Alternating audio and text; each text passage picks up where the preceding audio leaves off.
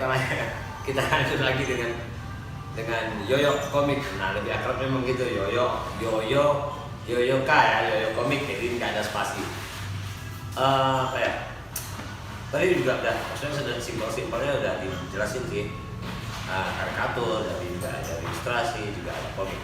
Nah, yuk, apa nih? Pernah ini pameran atau prestasi yang pernah Yoyo raih, mungkin boleh berbagi sedikit. Pernah pameran di mana-mana aja, mungkin masih ingat mungkin tahun-tahunnya. Kalau tanggalnya apa ya aja mungkin lupa. Kemudian mungkin ada prestasi apa yang pernah Yoyo dapatkan. Bisa berbagi ke teman-teman di luar sana. Kalau pameran sejauh ini masih dalam mimpi. Oh, berarti belum pernah pameran? Belum, mimpi dan harapan ya. Paling harapan tersebut biasanya saya tumpahkan ke ngelapak. Oke. Ngelapak. Bisa memamerkan sesuatu ya. Kalau prestasi, ya saya punya satu prestasi yang saya anggap sebuah prestasi yang besar yang sudah saya gapai, yaitu udah menghidupi pasang anak dan satu istri sampai sekarang. Hasil dari komik. Iya. Nah, ini yang menarik. Orang pasti berasumsi bahwa prestasi itu hanya ada pelakar atau ada piala, tapi berbeda dengan pandangan Yoyo. Dengan komik, dapur tetap unggul, anak istri sehat walafiat, bisa pergi ke luar negeri. Iya. Iya. Dia nggak apa loh kan anak istri luar negeri aja ya. Dia nggak apa loh kan. Kayak aduh, ngeri ya. Jadi, enggak gini maksudnya. Tadi kita kan apa? Itu kalau dibilang satu prestasi itu sih memang udah luar biasa, bisa bertanggung jawab ya konteksnya. Jadi maksudnya ini ketika keinginan itu ingin apa ya? Ingin pameran, ya kan? Apa sih sebenarnya permasalahannya kok Anda nggak sampai saat ini nggak pameran?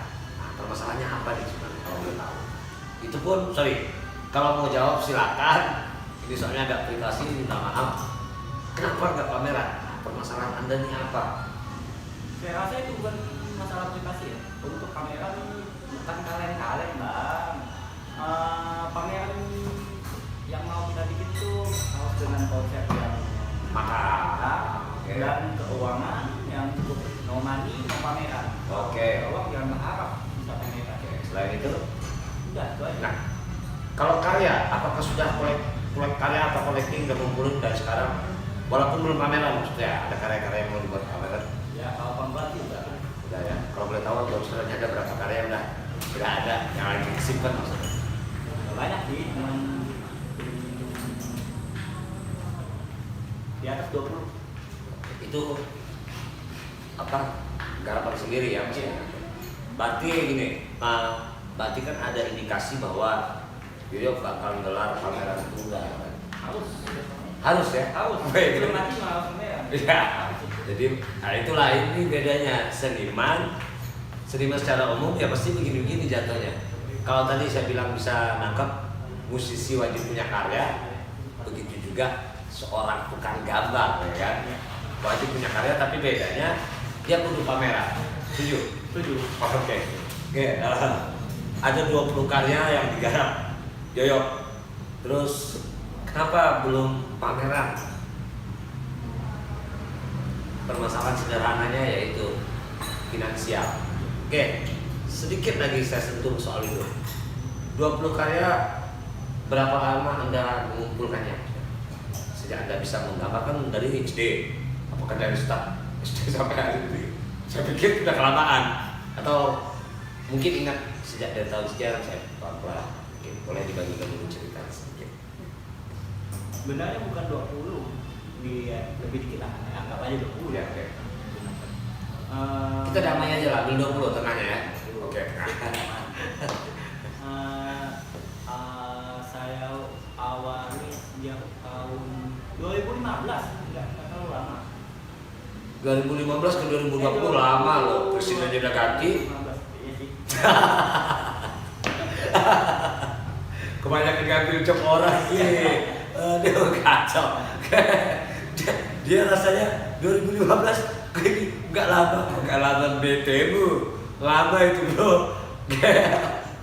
Itu nggak gini. Jadi maksudnya itu kan permasalahan yang terjadi kan karena menyempatkan aja ya. Iya, menyempatkan. Apa curi waktu lah ya, sempat bikin. Iya. Sisanya udah ngejob aja ya kan, karena punya orang. Oke. Gitu juga ya.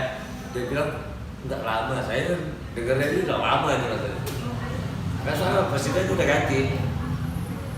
Oke, saya ini sederhana juga sih. Maksudnya ini kan sesuatu yang mungkin dari kacamata lo sendiri untuk melihat progresnya komik. Nah mungkin kalau menurut kacamata dunia perkomikan saat ini, baik pun maksudnya segawang ataupun lokal ataupun skupnya Indonesia, seperti apa pertumbuhan komik di Indonesia dulu, baru merujuk ke desa-desa dan ketika darah saya mendesil naik ini. Kenapa? Karena dalam beberapa tahun terakhir, 2-3 tahun ini dunia komik lokal sedang booming. Iya, Lagi booming. Oke. apalagi ditambah kemarin salah satu karakter Gundala diangkat ke live action. Oh ya, jadi jangan di layar lebar ya. Itu mungkin dibikin satu universe oleh Bumi Langit ya. Ya. Saya nonton loh. Iya, yang mana masih banyak karakter-karakter komik lain yang akan diangkat ke live action. Terutama untuk tahun ini juga masih akan ada Bakal rilis ya. Iya. Dan juga efeknya sangat besar. Ini sangat memicu teman-teman komikus lokal untuk bikin karya yang lebih. Berarti dengan adanya tadi komik lawas Gundala tadi yang diangkat di layar lebar, itu otomatis menjadi stimulus buat pelaku-pelaku komik di luar sana ya. Iya. Kalau maksudnya jangan ragu, kita bakal punya tempat seperti ini kok. Itu Iya. intinya diangkat gitu. Setiapnya. Dan juga dunia komik ini kan udah didukung oleh platform-platform. Yang digital itu udah enak sih mas. Digital sekarang dibanding zaman saya masih SD dan SMP ya. Sekarang untuk promosi komik udah nyaman. Kita sebut aja ayo apa itu terus komik udah banyak. Jadi teman-teman tinggal kirim, udah jadi tinggal karya aja. Jadi artinya tidak ada alasan lagi kalau sulit. Ya, Iya. untuk ini. Aman. Yang penting saya dikejar deadline itu aja. Nah, di sela-sela kesibukan juga nih, selain tadi dapur harus tetap kumpul juga, ya saya bilang prestasi yang Anda katakan ada seperti itu. Apakah Anda sudah juga bikin bundelan komik, sudah buku komik sendiri, sudah bikin?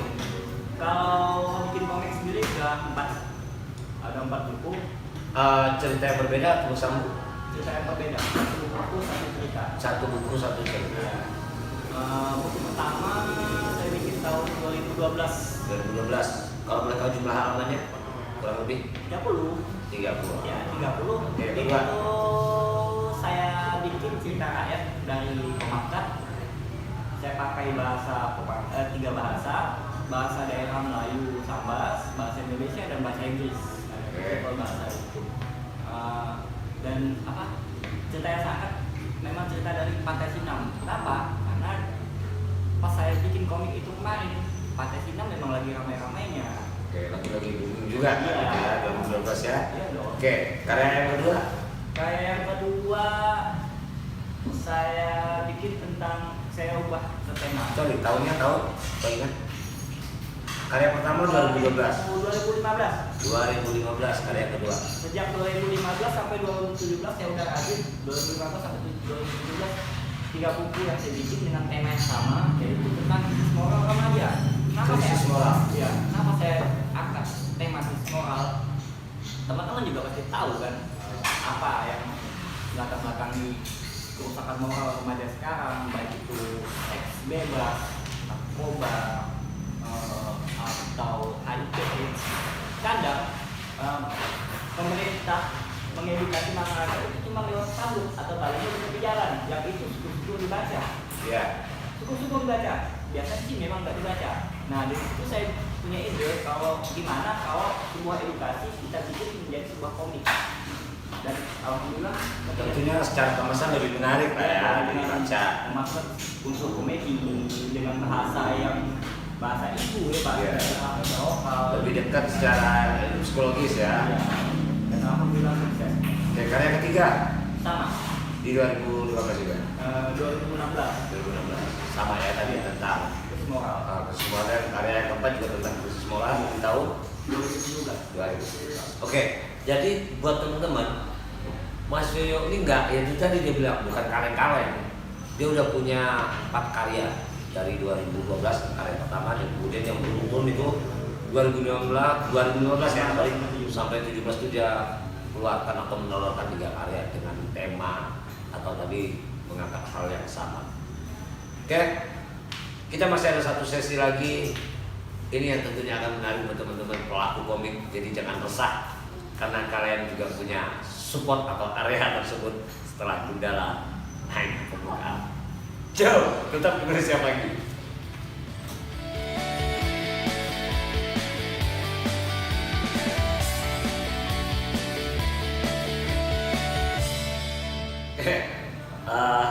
Yuk, tadi kan 2012 udah bikin komik, kemudian 2015 hingga 2017. Nah, ada kelewatan kayaknya.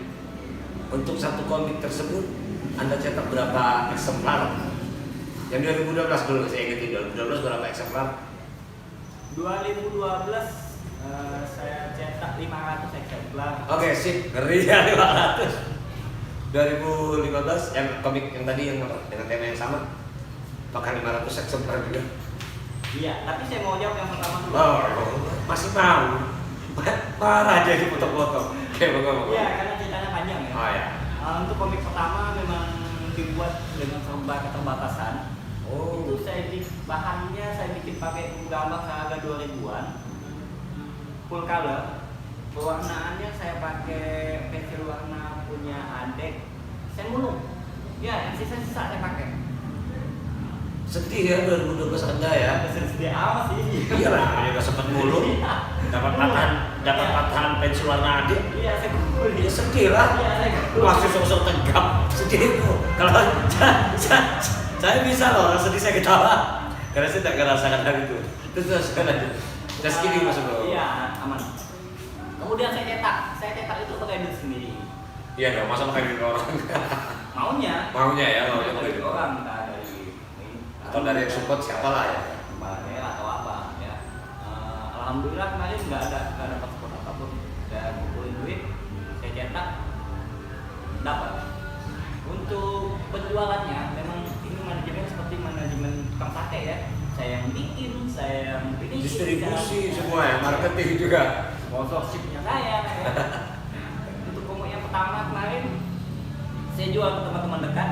Oke. Yang kenal wajib beli, biar utang, yang penting beli. Oh iya, cara menghargainya ya. Harus beli. Kalau boleh tahu bandrolnya berapa kemarin dijual di 2012? 2012 cuma 10.000. Oke, yang 2015 dan 2017? 2015 sampai 2017 sudah tegak, aman. Gaya. Aman. Nggak mulung tapi udah sekarang berbagi ya. Iya. Ide yang dulu tak mulungin pensil warnamu tak ganti sama 24 warna. Kalau 2015 sampai 2017 saya udah ngubah target pasaran, makanya saya berani udah besar dan juga medianya udah beda. Udah standar lah ya. Saya udah merana ke digital ya 2015. Udah masuk ke percetakan. Iya udah masuk. Untuk masalahnya juga saya ke itu sekolah langsung. Oh, oke. Jadi aman. Apakah tetap masih dengan pola manajemen yang sama 2015 sampai 2017? Iya. Sama. Masih. Berarti di 2015 sampai 2017 Mas Yoyo ini bisa dikatakan sudah naik. Ya artinya mapan, dia bilangnya udah tegak dong. Udah. Ya setegap-tegap gitu lah. Kalau pas kena angin agak miring dikit boleh lah ya. Oke, kita asik nih ngobrolnya. Jadi gini, maksudnya daripada menimbulkan hoax atau fitnah tentang siapa kamu, nah ini kan lebih jelas ada perbedaan-perbedaan. Jadi Mas Yoyo ini nggak berhenti juga sampai hari ini tentang menggambar, khususnya tetap kecintaannya terhadap dunia komik udah gak bisa ditawar-tawar. Walaupun kitanya terserah, gue susah, gue tetap komik. Kalau gue seneng, gue juga seneng dari hasil komik. Yoi. Oke, ya. Nah ini sih kadang memang hal standar sih. Hal standar maksudnya memang harus saya tanyakan gitu. Tapi ini juga pasti semua akan merasakan atau pinginnya seperti apa. Nah, kita tetap di manusia pagi kali ini agak ini komik juga bukan nggak bisa melo kan, bisa juga kan? Bisa dong. Bisa dong. Dari Yayat sendiri nih udah berkiprah di dunia komik, tentu punya harapan ya satu, dan kemudian mungkin punya impian.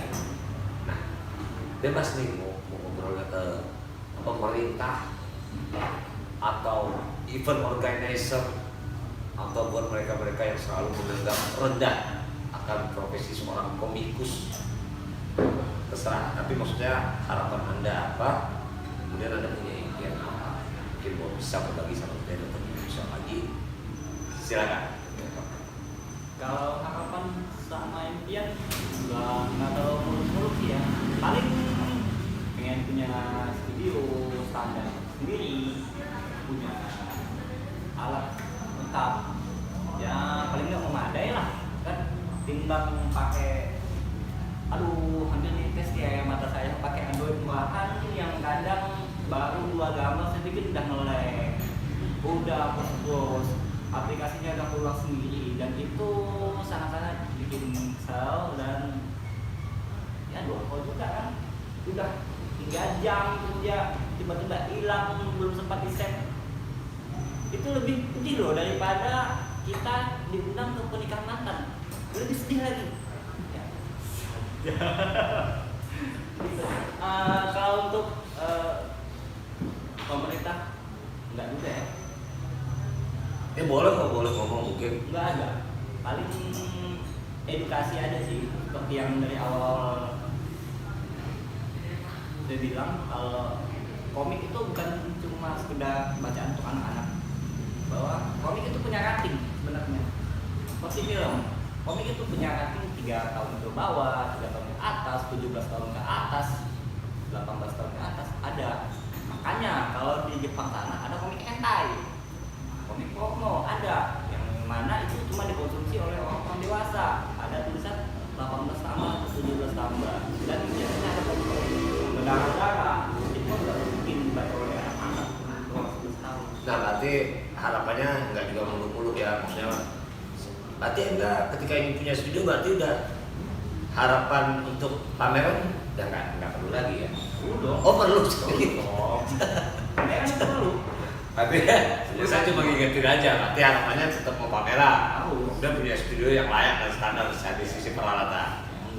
Nggak terkatung-katung seperti sekarang kan, kerja kamu dari warung kopi ini ke warung kopi lain ya, semua warung kopi Singawang udah saya jalan, sudah saya datang cuma untuk kerja aja kok ya. Yo, terakhir tadi harapan dan impiannya kan kurang lebih ya seperti itu. Terakhir, apakah Anda yakin dengan komik? Yakin? dengan maksud tadi ke pemerintah untuk menyampaikan suatu pesan moral itu lebih efektif dibanding spanduk bla bla bla yang di luar sana dengan dunia Anda seperti ini? Iya, sangat yakin sekali bahwa jika kita menyampaikan sesuatu dengan fun, dengan gaya yang asik, orang akan siap menerimanya, ketimbang spanduk itu di jalan dengan tulisan yang banyak besar. Nggak akan ada orang yang pakai sepeda motor berhenti hanya untuk baca spanduk tersebut, nggak mungkin. Oke. Satu lagi yang paling akhir. Nah tadi terakhir itu masih ada yang paling akhir. Berarti bisa dikatakan bahwa apakah komik adalah salah satu cara yang efektif untuk edukasi? Bukan hanya komik, tapi Enggak, saya mau tanya aja. Apakah komik adalah salah satu media atau perangkat yang untuk mudah untuk mengedukasi? iya. Oke, yuk. Anda menggemari komik sejak SD. Iya. Nah, tentu kan ada yang mempengaruhi Anda. Nah, kamu boleh tahu, boleh dibagikan atau diceritakan ke teman-teman. siapa tokoh yang buat Anda terinspirasi untuk bikin komik atau suka komik? Tokoh yang menginspirasi dia kebetulan dari Jepang, Akira Toriyama. Akira Toriyama. Oke. Tahun berapakah itu? Yang bikin Dragon Ball. Lawas banget. Oke, terima kasih, tetap di Manusia Pagi. Pastikan tetap stay tune. Terima kasih, Yoyo. Sampai ketemu lagi di edisi mendatang.